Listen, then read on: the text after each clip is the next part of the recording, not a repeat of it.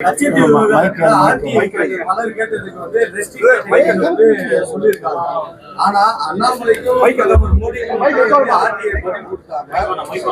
இந்த நேரத்துல வந்து அவங்க இந்த விஷயத்தை பத்தி பேசுறதுக்கான அவசியம் என்ன அப்படின்னு நடிகை கௌதமி சொல்லியிருக்காங்க. நீங்க ஒரு விஷயம் நம்ம மட்டும் தெளிவாக புரிஞ்சுக்கணும். நம்ம நாட்டு சம்பந்தமாக விஷயமாக யாருமே பேசலன்னா அதை அப்படியே அமுக்கி வச்சுட்டு பேசாம போக முடியாது. சில விஷயங்கள் பேச வேண்டிய நேரத்துல பேச ஆகணும். அது தேர்தல் நேரத்துல நீங்க பார்த்துருக்கீங்க. நாங்க வந்து எத்தனை வருடங்களாக காங்கிரஸும் திமுக வந்து அந்த விஷயத்த வந்து அப்படியே மறைச்சு வச்சிருந்தாங்க.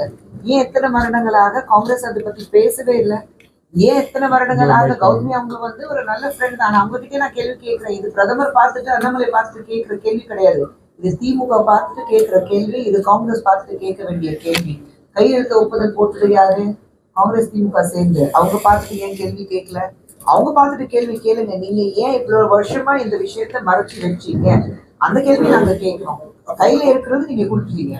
வெளியுறவுத்துறை அமைச்சர் ஜெய்சங்கர் வெளியுறவுத்துறை செயலாளராக இருக்கும்போது கச்சத்தீவு இந்தியாவின் ஒரு பகுதியாவே இல்லைன்னு சொல்லிட்டு அறிக்கை வச்சிருக்காராம். இப்போ தேர்தலுக்காக மாற்றி இல்ல நீங்க அதுல ஆஸ் ஆன் டேட்ல இன்னைக்கு இல்லை நம்ம கிட்ட.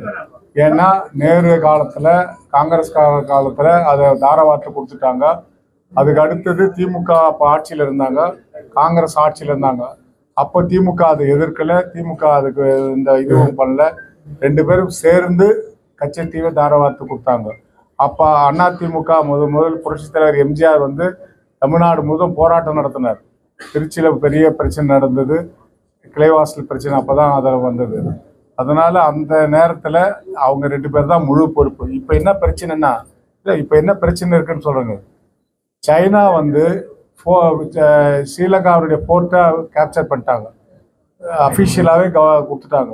போர்ட்டை நிர்வாகம் பண்ணுற பொறுப்பு சைனாவிடம் போயிருக்கு. அடுத்து அவங்களுடைய நீர்மூழ்கி கப்பல் கச்சத்தீவில் வந்து நிற்குது. அதனால வேவு பார்க்குற கப்பல் வந்து நிற்குது. இந்த பிரச்சனை வலுவாகும் போது தமிழர்களுடைய மீனவர்கள், இந்திய மீனவர்கள் பாதிக்கப்படும் போது இதை வந்து சரியான நேரம் இதுன்னு எல்லாத்தையும் வெளியே கொண்டு வராங்க.